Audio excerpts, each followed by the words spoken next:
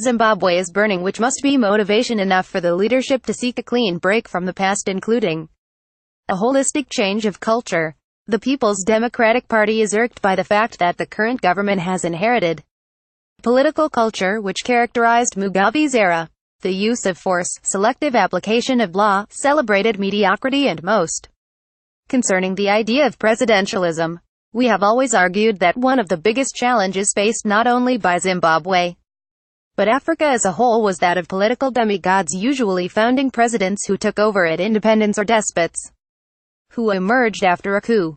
These individuals become larger than the state, they are idolized and seem to resist constructive criticism. Such has been the traits of President Mugabe, who apparently was on the verge of converting the state into private property of the Gashongos and their associates. Sadly, the path that Zimbabwe is taking depicts a Mnangagwa who sells a different narrative but acting the same way that President Mugabe did, including the big man with little to show for approach. Since his inauguration in November of 2017, every radio station in Zimbabwe starts every bulletin with a President Mnangagwa, including in cases where nothing significant would have been done on the reported subject, and sometimes bulletins are anchored on speculation. As if that is not enough, an influx of fake news has been created just to paint the president as a street, a reformer, and a leader par excellence.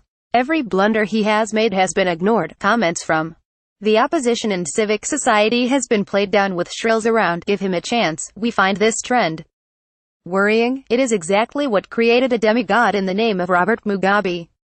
Just like the former First Lady from hell, who used to drag the public media around to places where she insulted people, including high-ranking officials. The current First Lady has also embarked in spotlight escapades, only that she is not into insults. Just yesterday, ZBC reported as breaking news that she had bought mangoes and tomatoes by the roadside in a desperate bid to paint the First family as a humble breed which associates with the poor. News would be on the day the First family donates the proceeds from the billion-dollar fuel industry they control, which includes their hold on the pipeline, the wholesale, retail, and even the blending.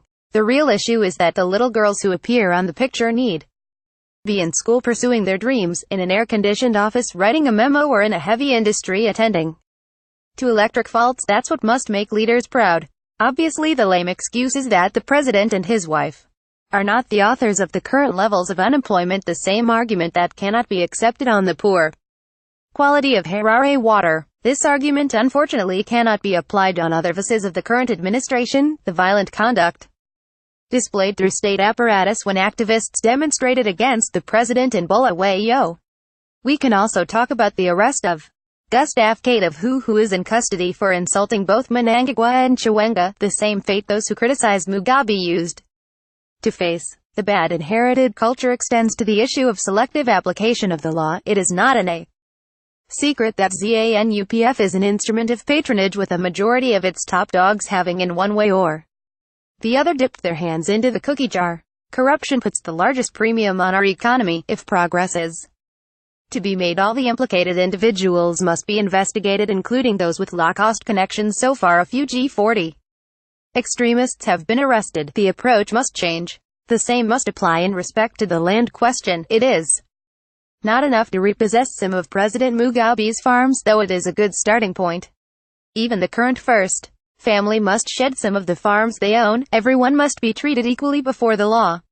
Adoption of a new culture is the only way to turn around the economy, combat corruption, and do away with the high country risk profile. The culture must, among other things, include institutional reform, doing away with repressive laws like POSA and AIPPA. The public must have access to information through a diversified media. This is the best way to ensure accountability and transparency. The current environment does not ensure that. Together another Zimbabwe is possible. PDP Communications join Bulawayo 24 online community.